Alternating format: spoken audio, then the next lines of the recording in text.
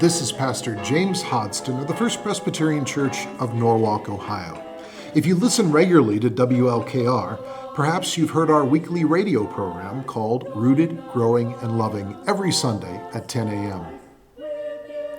I'm Mike Matter, the music director at First Presbyterian Church. We decided this year that we wanted to offer the community a Christmas present, an evening of old-time radio.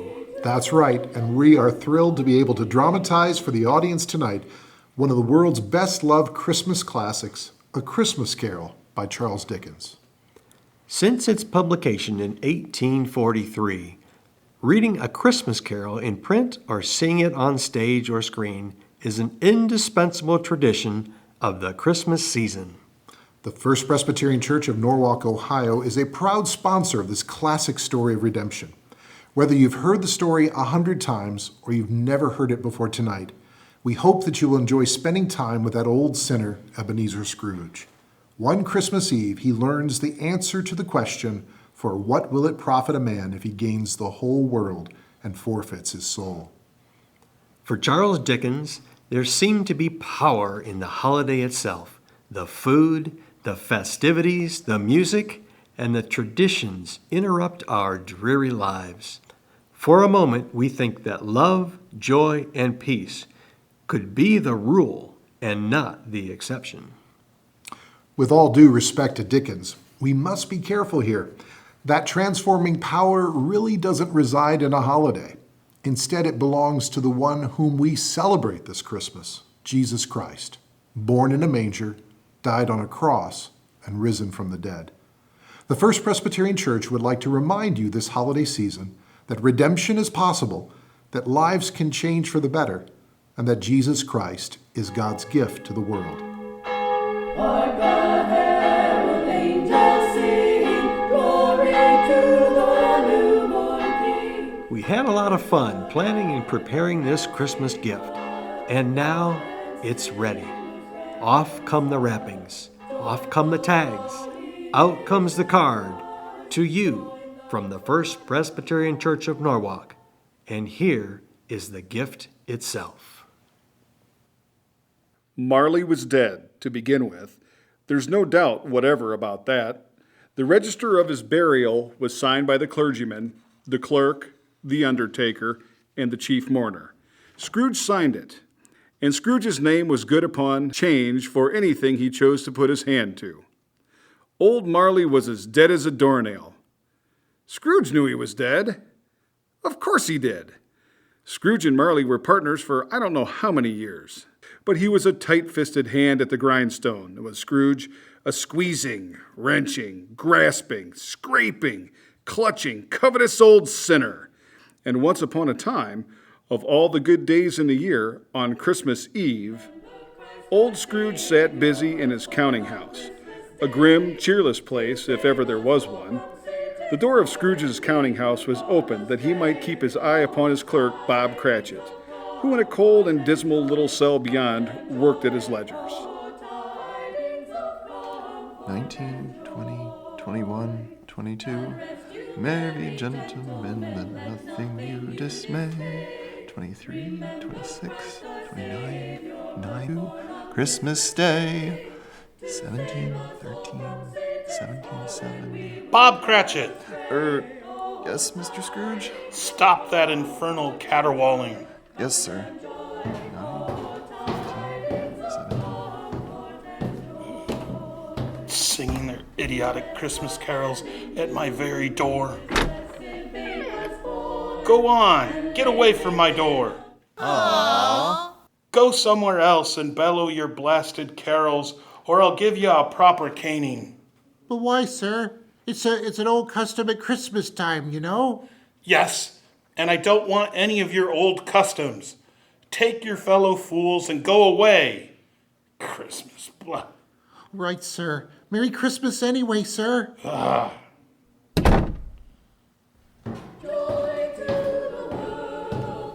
Now you get that letter from Higgins and Blackthorn, Cratchit, and then I want you to finish posting this ledger, and after that, you can pop over to Parthagil's and tell Ephraim Parthagil you've come after the $42 he's owed me since Thanksgiving. and tell him I shall have a constable over there if he doesn't pay up at once. Mr. Parthagill's wife has been ill, sir. Oh, what do I care about his wife? I want my $42. I just thought it being Christmas, sir. Christmas? Christmas? You mention that word to me one more time, Bob Cratchit, and I'll... A Merry Christmas, Uncle. A Merry Christmas, Bob. Merry Christmas, Mr. Fred. God save you, Uncle. Bah! Humbug. Christmas a humbug, Uncle. Now I'm sure you don't mean that. I mean just that. Exactly that. Merry Christmas. What right have you to be merry? What reason have you? You're poor enough.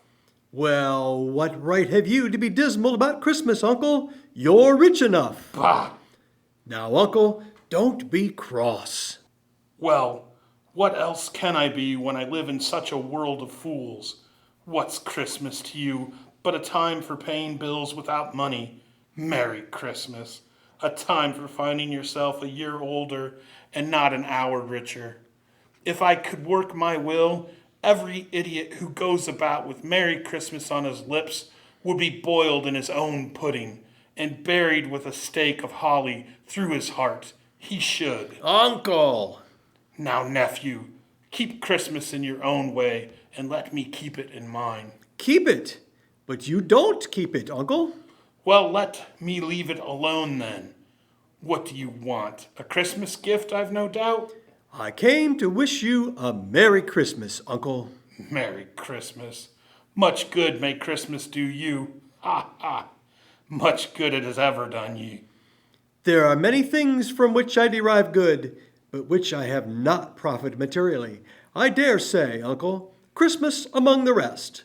But I have always thought of Christmas time as a good time, a kind, forgiving, charitable, pleasant time. And therefore, Uncle, though it has never put a scrap of gold or silver in my pocket, I believe it has done me good, and will do me good, and I say, God bless it. God bless Christmas. Hurrah! Let me hear another sound out of you there, Bob Cratchit, and you'll keep your Christmas by losing your situation. As to you, nephew, I wonder you don't go into politics. You talk enough nonsense. Oh, don't be angry, Uncle. I want nothing from you. I ask nothing of you. Why can't we be friends? Good afternoon. I'm sorry you feel that way. Well, I tried. A Merry Christmas to you, Uncle. Good afternoon. And a Happy New Year, too. Bah, humbug. And a Merry Christmas to you, Bob, and the missus, and to Tiny Tim. Oh, thank you, Mr. Fred. Same to you, sir. Good day, sir. Good day, Bob. Nonsense, twaddle, flummery, talking of Christmas, and not 2 dimes to jingle together in his pocket. Hey, you there, Bob Cratchit. Come here. What are you doing there? I'm only putting a bit more coal in the fire, Mr. Scrooge, seeing it's so cold in there, sir. You put that coal back into the scuttle. A fire? A fire indeed. I can tell you, if you use coal at that rate, you and I will soon be parting company, Bob Cratchit. You understand that? There's many a young fella like your situation, you know. I'm sorry, sir. My fingers were getting a little stiff with the cold. Then put on your mittens. There's someone at the door. Go on, see who it is. Yes, sir. Good afternoon, sir. Good afternoon. This is the firm of Scrooge and Marley.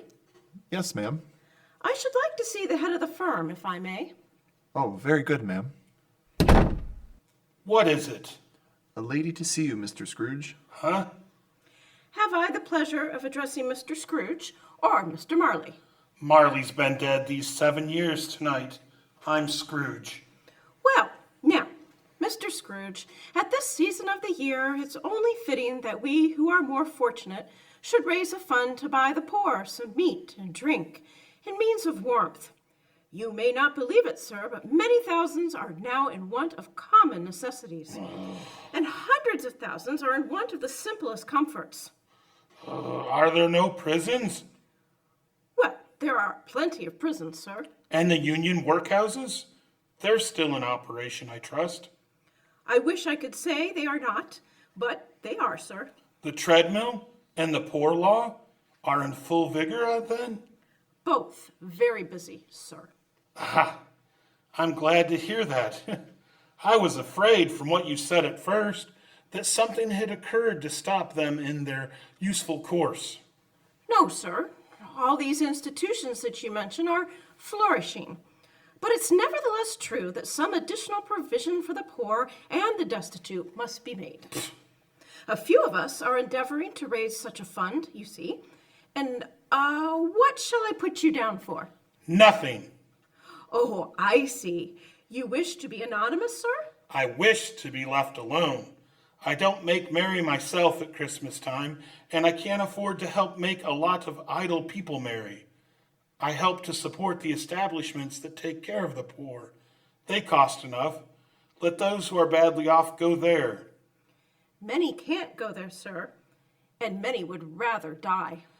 Then my advice to them is to do so and decrease the surplus population. Besides, I've only your word for it that all of this is so. But it's the truth, Mr. Scrooge. Well, so be it then. It's not my business. It's enough for a man to understand his own business and not to interfere with other people's. Mine occupies me constantly. Good afternoon, ma'am. I quite understand, Mr. Scrooge. Good afternoon. Cratchit, show this lady out. Yes, sir. This way, ma'am, please. Ma'am, I couldn't help but overhearing. I should like to contribute $1. Cratchit! Yes, sir. It isn't much, but it's all I can afford. But there are others in worse situations than I. You're a very generous man. I wish I might say so of your employer. Cratchit! Yes, sir. Good afternoon, sir. Good afternoon. Cratchit! Merry Christmas. Merry Christmas. Yes, sir. Close the door. Yes, sir.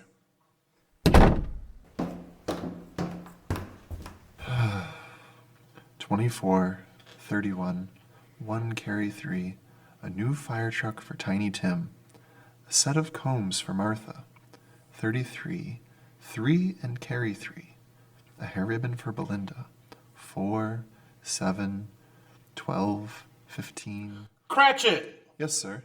Yes, sir. It's too late to have you go to Parthagil's. He'll be closed up for Christmas like these other fools. We may as well close up the place now. Yes, sir. It's getting a little dark. Hard to see the figures. I suppose you'll want the entire day tomorrow? If it's quite convenient, sir. It's not convenient, and it's not fair either. But I suppose I can't do anything about it, huh?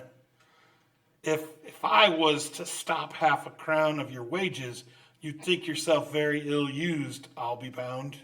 Well, sir, Yeah, but you don't think me ill-used when I pay a day's wages for no work. It's only once a year, sir. Once a year. Once a year, indeed. A fine excuse for picking a man's pocket every 25th of December. But I suppose there's no good talking. You must have the whole day. Well, see that you're here all the earlier the next morning. You understand? Oh, I will, sir. I will indeed. Good night, sir, and Merry Christmas. Bah! Merry Christmas. Bah!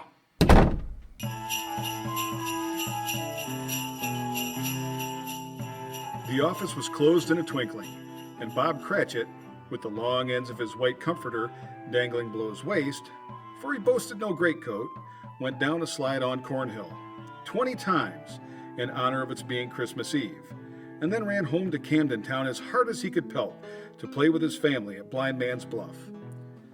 Scrooge, on the other hand, took his melancholy dinner in his usual melancholy tavern, having read all the newspapers and spent the rest of the evening with his banker's book, went to his dismal house.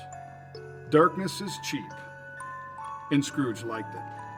The yard was so dark that even Scrooge, who knew its every stone, had to grope with his hands through the fog and the frost to find the door. Scrooge walked through his rooms to see that all was right. Sitting room, bedroom, lumber room, all as they should be. Nobody under the table, nobody under the sofa, nobody under the bed, nobody in the closet. Closed the door. He locked himself in.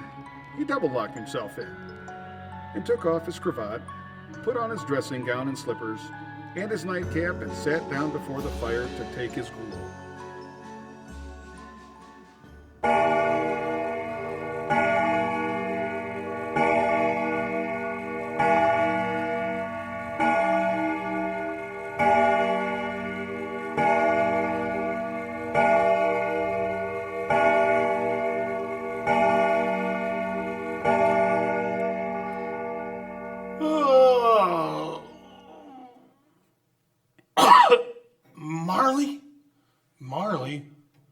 Marley? I could have sworn I saw old... humbug. Marley's been dead these 7 years. Humbug, all humbug. What I need is a good night's... What? What's that? Someone's in the wine cellar. But the door's locked and double locked. Something is coming. Something is coming closer. Outside my door. Bah, I won't believe it. It's humbug still. Ebenezer Scrooge. Ebenezer Scrooge. Oh no. What do you want with me? I want much of you, Ebenezer. Who are you? Ask me who I was. Oh ho, you're very particular for a ghost. All right then, who were you? In life, I was your partner, Jacob Marley. Jacob Marley, but you're dead. You died 7 years ago. 7 years ago this very night. An extraordinary coincidence, a mathematical improbability. What's wrong, Ebenezer? Don't you believe in me? I do not. You doubt your senses, Ebenezer? Yes, because a little thing affects them. A slight disorder of the stomach makes them cheat. You can't be a ghost.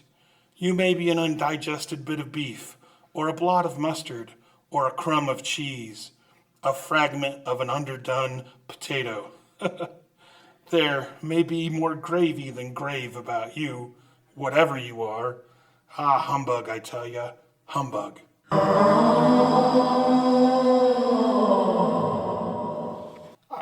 I do believe in you. You are a ghost, Jacob. Thank you. But why? Why do you walk the earth, Jacob? Why do you come to me? It is required of every man that the spirit within him should walk abroad among his fellow men and travel far and wide to witness what it cannot share, but might have shared on earth and turn to happiness. But tell me, Jacob, what is that chain you wear around you? I wear the chain I forged in life. I made it link by link and yard by yard, by my own free will. Is its pattern strange to you, Ebenezer? Cash boxes, keys and padlocks, ledgers and purses? Yours was as heavy and as long as this 7 years ago. You have labored on it since, Ebenezer. Old Jacob, speak comfort to me, Jacob. Comfort I have none to give. I cannot rest. I cannot stay. I cannot linger. Weary journeys lie before me. You travel fast? Yes, Ebenezer, on the wings of the wind. Ah, 7 years dead, and traveling all the time. 7 years, Ebenezer. 7 years of remorse, Ebenezer. Do you know that no space of regret can make amends for when life's opportunities misused? But you are always a good businessman, Jacob. Business. Mankind was my business. Charity, mercy, benevolence, they were all my business. The dealings of my trade were but a drop of water in the comprehensive ocean of my business. Jacob, don't take on so now, Jacob. Listen to me, Ebenezer. I'll listen to you, Jacob. Go on, Jacob. Now, speak to me, but don't be so flowery.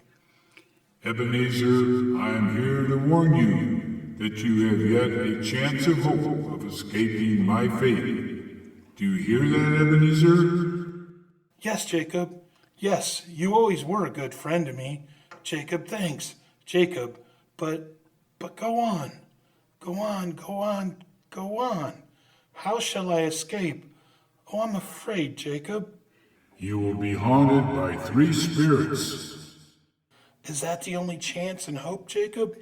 It is your only chance and hope. Well, then I think I'd rather not. Without their visits, you cannot hope to shun the path I tread. Expect the first tomorrow, when the bell tolls 1. Couldn't I take them all at once and have it over, Jacob?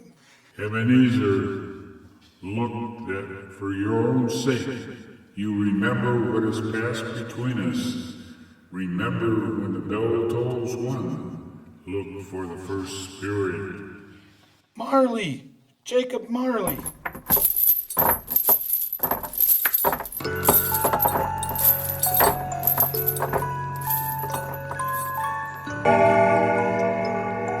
Scrooge awoke. He was lying on his bed, fully dressed. Suddenly, the curtains of his bed were drawn aside, and Scrooge found himself face to face with the unearthly visitor who drew them, as close to it as I am now to you, and I'm standing in the spirit at your elbow. It was a strange figure, like a child, yet not so like a child as like an old woman. Its hair, which hung about its neck and down its back, was white as if with age, and yet the face had not a wrinkle in it, and the tenderest bloom was on the skin. The arms were long and willowy, the hands thin and strong, as if its hold were of uncommon strength. Ebenezer Scrooge. Who's that? Ebenezer Scrooge, I have come for you. You are you the spirit whose coming was foretold me? I am that spirit. What are you? I am the ghost of Christmas past. Long past? No, of your past. But what do you want of me? What brings you here to haunt me? Your welfare, Ebenezer Scrooge. Rise and walk with me. Oh, no. Not out of the window. Why, I can't do that. I'll fall down. I'm not a spirit. I'm mortal, and I'll fall. Bear but a touch of my hand upon your heart, and you shall be upheld in more than this. Come, follow me.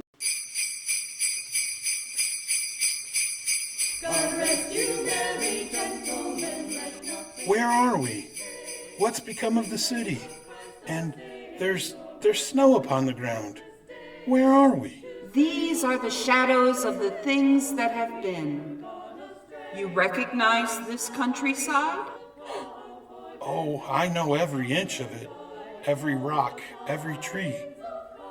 And that bleak building over there. Ah, that building. I was a boy there. Yes, I went to school in that horrible place. Do you recollect that path? I could walk it blindfold. Strange you should have forgotten it so many years. Come, let us go closer. Look through the window into that cold, barren room. What do you see, Ebenezer Scrooge? I see a boy. A solitary child, neglected by his family, alone. Yes, I see. I know that boy. Oh, I was so lonely. Poor boy. Your lip is trembling, Scrooge. And what is that on your cheek? It's nothing. Nothing at all. I wish it's too late now. What's the matter? Nothing. The waifs came to my door singing Christmas carols last night, and there was a boy like that among them. A poor, pale, thin little boy in a ragged coat. I should like to have given him something, that's all. Is that all? Come, Ebenezer Scrooge. Let us see another Christmas.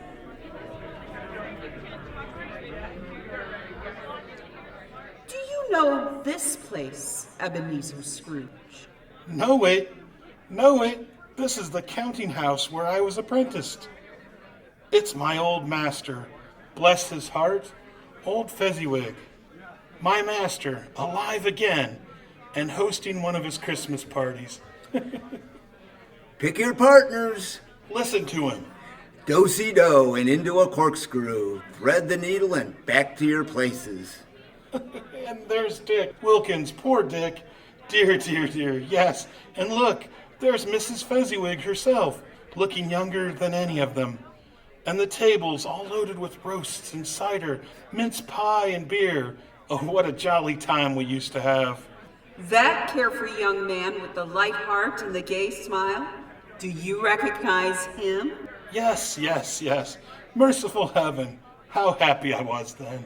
A small matter for old Fezziwig to make those silly folks so full of joy. Small matters, small indeed. Isn't it? He has spent only a few pounds of your mortal money. Is that so much that he deserves praise? It's not that, Spirit. Old Fezziwig has the power to make us happy or unhappy, to make our service light or heavy. His power lies in words and looks and in things so tiny that it's impossible to count them up. The happiness he gives is quite as great as if it cost a... What is the matter? Oh, nothing at all, Spirit. Something, I think. No. Speak. Well, only, it's just that I should like to be able to say a word or two to my clerk, Bob Cratchit. That's all.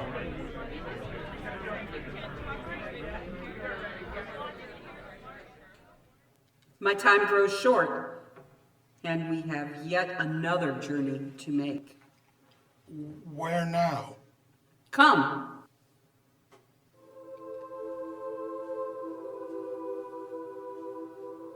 This is our last visit to the past, Ebenezer. Here, in this little room, with a fair young girl by your side. Do you recognize yourself, Ebenezer? No. Spare me this. You're older now, a man in the prime of his life. Your face has begun to wear the signs of care and avarice. Your eyes are greedy, the eager, restless eyes of a miser. No, please. She knows it too, that girl by your side. There are tears in her eyes.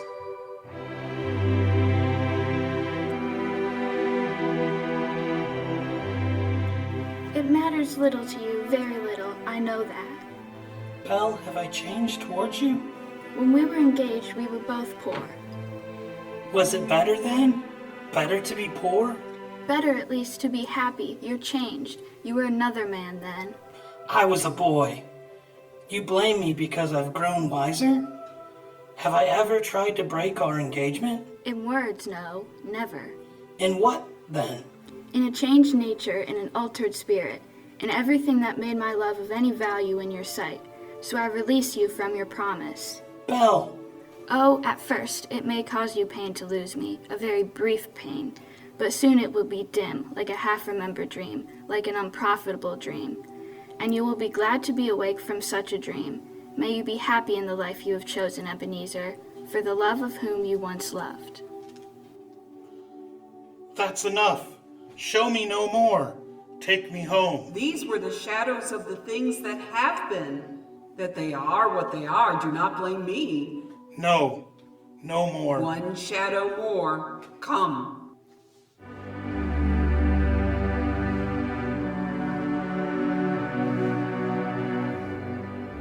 Do you see this man, Ebenezer Scrooge?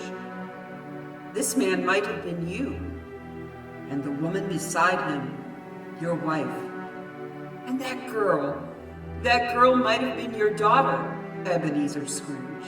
She might have called you father. She might have been a springtime in the haggard winter of your life. Spirit, let me go. Show me no more. Listen now while they speak, Ebenezer. Belle, I saw an old friend of yours today. Who was it? Guess. How can I? Oh, I know. Mr. Scrooge. Mr. Scrooge it was. I passed his office window.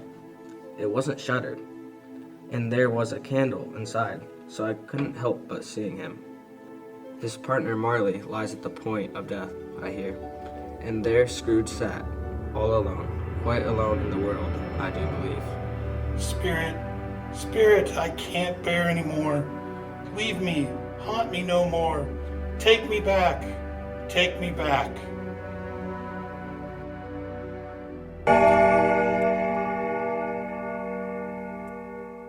On the stroke of one, Scrooge awakened suddenly and sat bolt upright in his own bed. He remembered the words of Marley's ghost and wondered from which direction the second specter would appear. At that moment, nothing short of a baby rhinoceros would have astonished him very much. Now, being prepared for almost anything, he was not by any means prepared for nothing, and consequently, when no shape appeared, he was taken with a violent fit of trembling. 5 minutes, 10 minutes, a quarter of an hour went by, yet nothing came. Then, as he sat in his bed, he became aware gradually of a great blaze of ruddy light, which seemed to shine upon him from the adjoining room. He got up softly and shuffled in his slippers to the door. It was his own sitting room, no doubt about that, but it had undergone a surprising transformation. The walls and ceiling were so hung with living green that it looked a perfect grove, from every part of which bright gleaming berries glistened, and such a mighty blaze went roaring up the chimney as had never been known in Scrooge's time, or for many and many a winter season gone. Heaped up on the floor, to form a kind of throne, were turkeys, geese, game, poultry, great joints of meat, suckling pigs, long wreaths of sausages, mince pies, plum puddings, barrels of oysters, red-hot chestnuts, and seething bowls of punch that made the chamber dim with their delicious steam. In easy state upon this couch, there sat a beautiful spirit, glorious to see, who bore a glowing torch, in shape not unlike Plenty's horn, and held it up, high up, to shed its light on Scrooge as he came peeping round the door. Come in, Ebenezer Scrooge, and know me better, man. Who? I am the ghost of Christmas presents. Look upon me. You've never seen the like of me before. You're different from the other spirit. You're tall, almost a giant, and that great lantern you carry. Its light pours into the homes of rich and poor alike. Spirit, take me where you will. Last time I went against my will and learnt a lesson which is working now. If you have anything to teach me, let me profit by it. Touch my robe, Ebenezer Scrooge. Touch my robe. Where have you brought me, Spirit? A humble dwelling in a humble street. It's humble enough. Yet there is happiness here. Who are these people? Who's that woman and the children? These are the family of your clerk, Bob Cratchit. His wife, dressed in a twice-turned gown, but brave in ribbons, laying the table for their Christmas dinner. And there assisting her is her daughter Belinda, and the young man with the fork and the stuffing, that's Master Peter Cratchit, and the two little Cratchits. Listen, Scrooge. Here's Martha, Mother. Martha!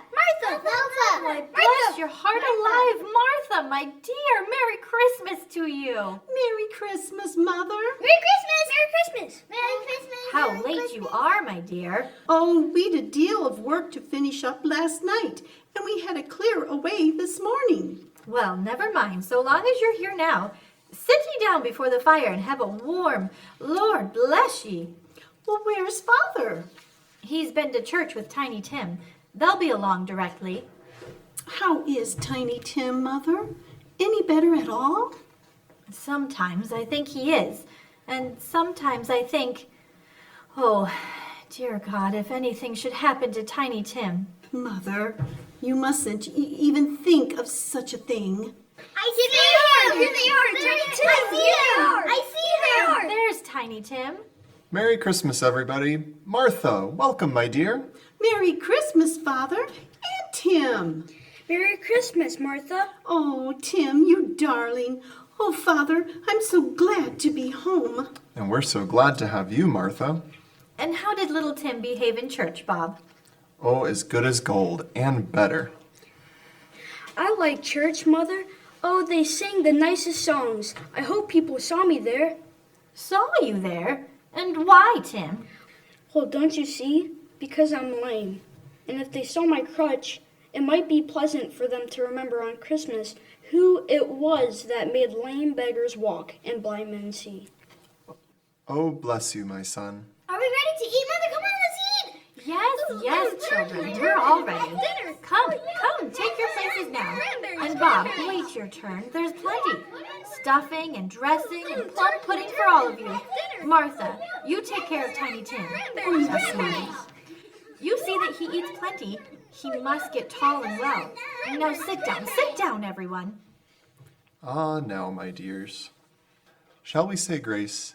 Dear Lord, thank you for this bountiful feast. Thank you for Spirit, bringing our family together. tell me if Tiny Tim will live. I see a vacant seat in the poor chimney corner, and a crotch without an owner carefully preserved. Oh, no. Kind Spirit, say he'll be spared. Say he'll live. If these shadows remain unaltered by the future, Ebenezer, the child will die. Amen. Amen! And now, my dears, with such a dinner, a toast. A Merry Christmas to us all, and God bless us. Amen.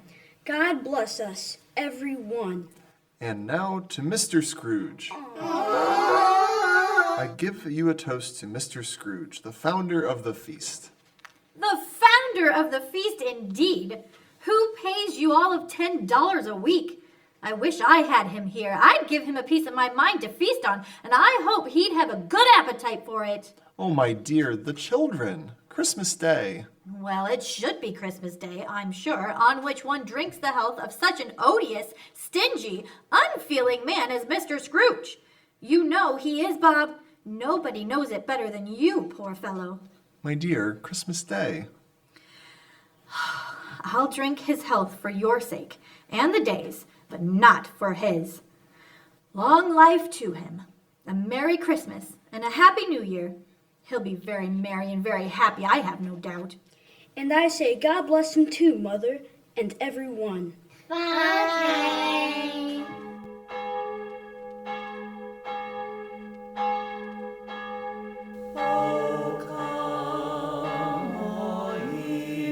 There was nothing of high standing in all of this. They were not a handsome family, these Cratchits. They were not well dressed. Their shoes were far from being waterproof. Their clothes were scanty and had known, very likely, the insides of a pawnbroker's. But they were happy, grateful, pleased with one another, and contented with this time. When, at last, they faded, Scrooge had his eye upon them, and especially on Tiny Tim, until the last.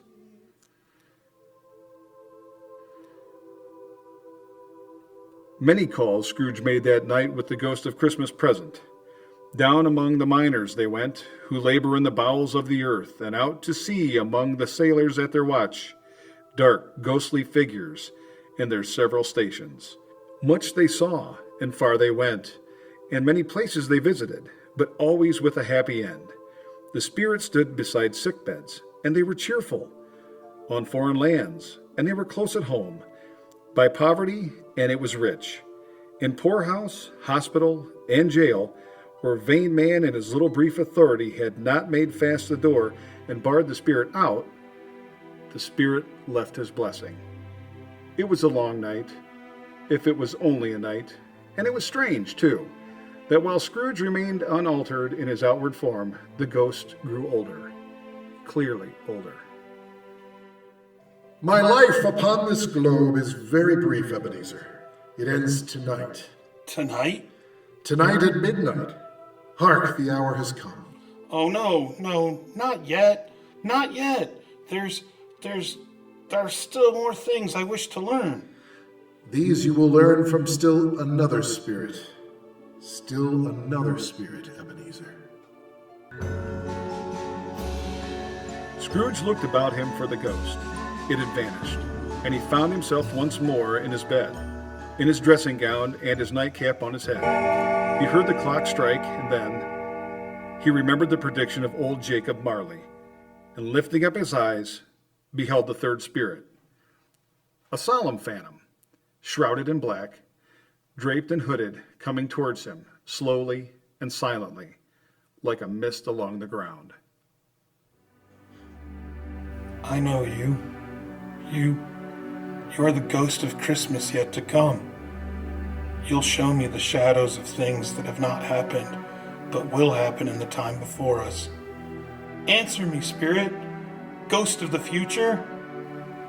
I fear you more than any specter I've seen, yet I know your purpose is to do me good. And as I hope to live to be another man from what I was, lead on. Lead on! The night's waning fast, and time's precious. Spirit, why have you brought me here again? Here to Bob Cratchit's home. But it's not the same. Why is it so quiet? So very quiet here. Oh, Mother, please. Oh, my son. My little son, Tiny Tim. I loved him so. Oh, Mother dear, you mustn't. It's almost time for Father to be home. Don't let him see you crying. Yes, Martha. He's late tonight. He walks slower than he used to. And yet I've known him to walk very fast indeed with Tiny Tim on his shoulder. Oh, so have I, Mother. But he was light to carry. And his father loved him so that it was no trouble. No trouble. Bob! Good evening, my dear. Oh, you're late, Bob. Yes, I'm sorry, my dear. I went to the churchyard today. I wish you could have gone with me. It would have done your heart good to see how sweet and green a place it is. But you'll see it often, I promised him. Yes, I promised Tiny Tim we'd walk there on a Sunday. Father, dear. It's God's will, Bob. I'm trying to understand it, my dear. My son, my little son, Tiny Tim, and I loved him so. Oh, that's cruel. Cruel. Spirit, can't you give me one ray of hope that I may change all that? That Tiny Tim may live? Where are you taking me now? Here? On a common street? Spirit, what is there for me to learn here? Who are those men? I don't know much about it either way. I only know he's dead. When did he die? Last night, I believe. It's likely to be a very cheap funeral. For upon my life, I don't know anybody to go to it. Hey, suppose we make up a party and volunteer. I don't mind going. If a lunch is provided. Come to think of it, I bet I was his best friend. What? We used to nod to each other when we met in the street. Spirit, help me. Who is this man that died? Is there no one to mourn the poor creature? No one to follow him to the grave? Perhaps they'll give him a green grave at least, like poor Tiny Tim, perhaps.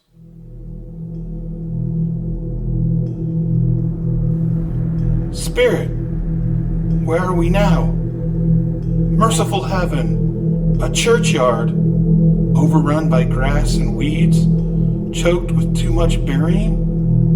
Desolate, lonely, crumbling gravestones.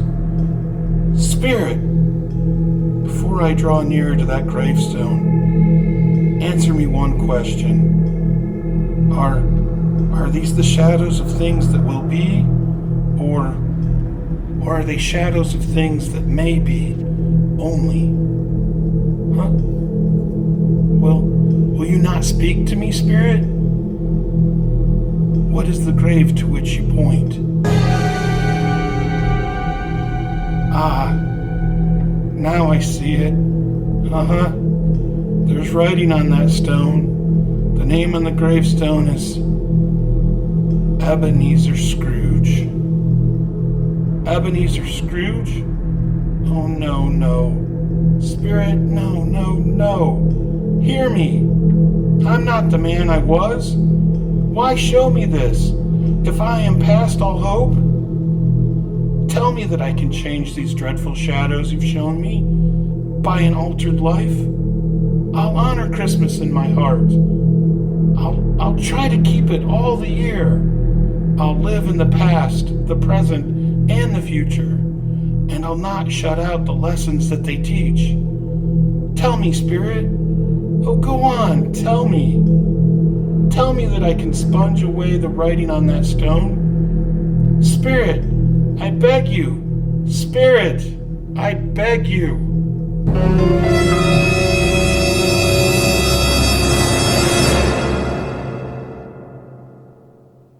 God rest you, merry gentlemen, let nothing you dismay. Remember Christ our Savior. I promise on my knees. I promise. Oh. Why, what is this? It's my own drape? Oh, I'm home. In my own bed. In my own room. And the sun's shining. It's clear. It's bright. No fog. What a beautiful day. Oh, glorious, glorious. Hey, boy, you there. Yes, sir? What's today? What's that, sir? What day is it, my fine fellow? Today? Why, it's Christmas Day. Ha ha! Christmas Day. Then I haven't missed it. The spirits have done it all in one night. All in one night. Heaven be praised. How's that, sir? Listen, my lad, you know where the butcher is? In the next street? I should say I do. Ha ha! An intelligent boy. A remarkable boy. Tell me, do you know if they've sold the prize turkey that was hanging in the window? The one as big as me? What a delightful boy. It's a pleasure to talk to ye. Yes, my buck. It's hanging there now, sir. That's wonderful. Go down, will ya?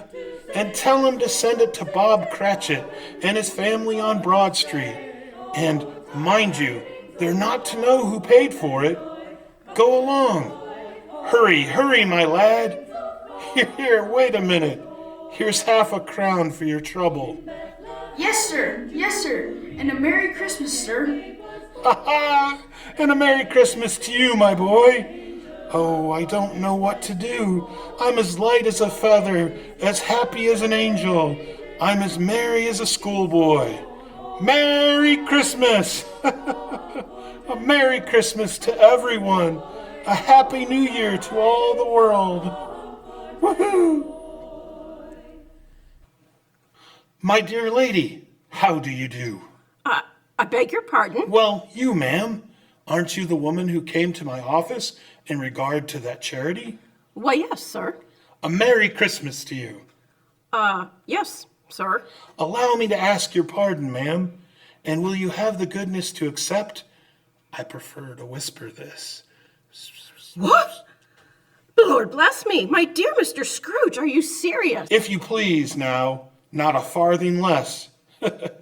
A great many back payments are included in it, I assure you. Will you do me that favor? Well, my dear sir, I don't know what to say to such magnificent... Now, don't say anything, please. Will you come round tomorrow to collect the donation from me? I will. I will indeed. Thank you. I am much obliged to you. I thank you 50 times. Bless you. Merry Christmas. Next morning, Scrooge was early at his office. He went early for a reason. If he could only be there first and catch Bob Cratchit coming late. That was the thing he'd set his heart upon. And he did it. Yes, he did. The clock struck 9. No Bob. A quarter past. No Bob. Scrooge sat with his door wide open that he might see him come in. At last he came. His hat was off. Before he opened the door, his comforter too. He was on his stool in a jiffy, driving away with his pen, as if he were trying to overtake 9 o'clock. 15 and 21, 6 and carry the 1, 24 and carry the 2, 31 and 8 and 9. Hello, you Cratchit. Yes, sir?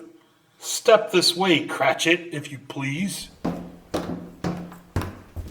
Cratchit, what do you mean by coming in at this time of day?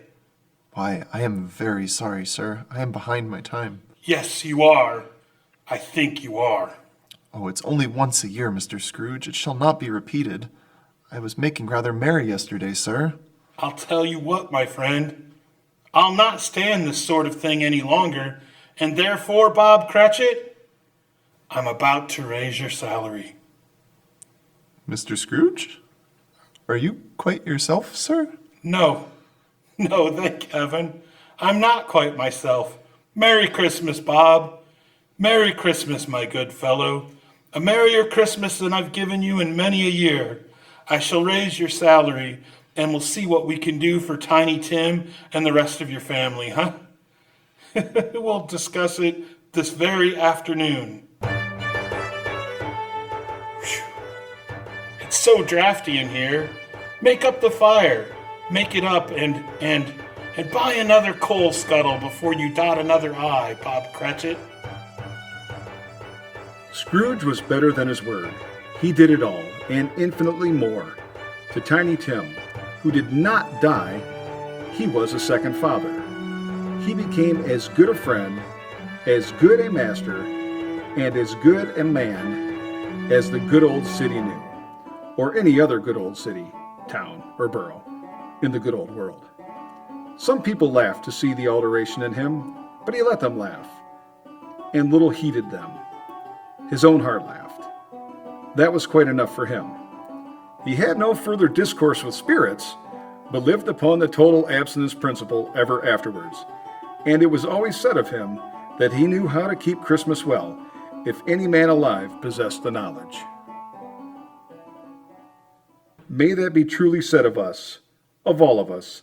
And so, as Tiny Tim observed, God bless us, every one. Joy to the world, the Lord is come. Let earth receive her King. You've been listening to Charles Dickens' A Christmas Carol, sponsored by the First Presbyterian Church of Norwalk. I'm Mike Matter, and now let me introduce the pastor of the First Presbyterian Church, as well as one of our players this evening, James Hodgson. This Christmas season, join us for worship at 9:30 a.m. at 21 Firelands Boulevard, right here in Norwalk, Ohio. Or you can catch us on the radio, 92.9 FM, WLKR, on Sundays at 10 a.m. If you enjoyed tonight's program, send us a text to 419-677 0339. That's 419-677-0339. If you'd like to know more about our congregation or about Jesus Christ, the real reason for the season, contact us at the same number, 419-677-0339. I'm Pastor James Hodgson of the First Presbyterian Church of Norwalk, Ohio. God bless us, everyone.